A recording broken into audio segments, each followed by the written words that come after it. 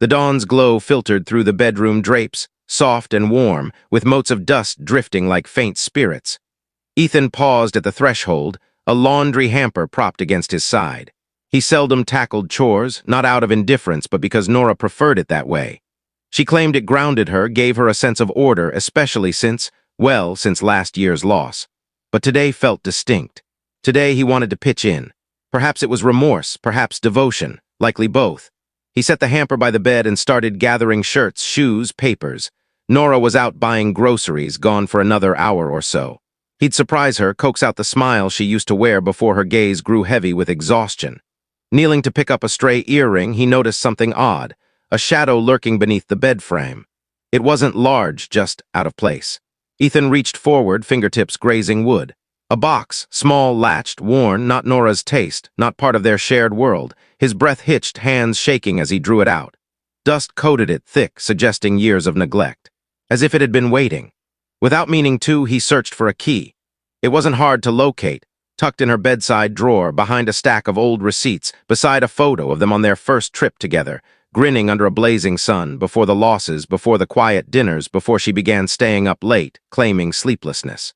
He paused. "Don't," he murmured to himself as if words could halt him. But his hands moved anyway. The latch snapped open, crisp and quiet. Inside lay letters tightly packed, tied with a ribbon too delicate for what they held. He slid one free. Its opening line knotted his gut. "I wish I could share my true heart, but not with him so close." The script wasn't Nora's, it was a man's. Each sentence cut deeper, secrets, regrets, admissions of stolen moments when Ethan was at work, glances shared in rooms they shouldn't have been in. It was all there, etched in ink and yearning. One letter, then 3, then 6. He couldn't stop. The man called her and signed off with J. Every word throbbed in his grip. A betrayal not just of trust, but of spirit. Nora hadn't just strayed, loved this man. Ethan sank onto the rug, pulse hammering, vision blurring. The world didn't just shift, it crumbled quietly, like a structure long eroded, finally collapsing. Yet the final letter stood apart, torn, smudged, dated nearly a year ago. "I can't keep this up. He's a good man, I made promises. This has to end, even if it shatters me." No signature, no reply, just that. A farewell or a deception. Ethan sat in that stillness for what seemed an eternity, until the front door creaked. Nora's voice drifted in, light and easy. "Hey, I got your oat milk." He didn't stir, her footsteps approached, soft as ever. She appeared in the doorway, her cautious smile fading as she saw the box. The letters, her face paled, her body froze, the silence sharpened between them. "Where'd you find that?" she whispered, voice barely audible. "Under the bed," he said, low, drained, not furious, worse, broken. She looked ready to weep or shout or flee. But she didn't. Instead, she stepped closer, deliberate, like entering a blaze she knew would consume her. "I stopped it," she breathed. "Before it turned physical, I swear, Ethan." He blinked. That word physical hung like a loophole meant to soften the blow. "Why?" he asked, voice breaking. "Was I not enough?" Her eyes brimmed. "It wasn't you. It was me needing to feel alive when I was suffocating."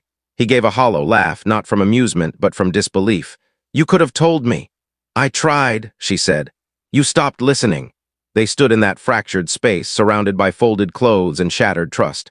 "Do you love him?" Ethan asked. She didn't answer.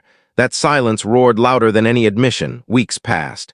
They shared the house, exchanged curt words. Shared rooms, not souls. Ethan took the sofa. Nora kept the box but never touched it. One night he found her in the kitchen, gazing at the window, tears tracing her cheeks. "Do you want to fix this?" he asked, voice faint. "I don't know how," she said, and maybe that was her truest confession. Months later, Ethan packed a small bag, not in anger but in self-love. He left a note. No bitterness. Just a line. "Sometimes love means knowing when to stop hurting for someone who keeps wounding you." He walked away. Not because he didn't love her, but because he saw she'd stopped loving herself long before she stopped loving him. Some wounds don't heal with forgiveness. They heal with space, with truth, with release.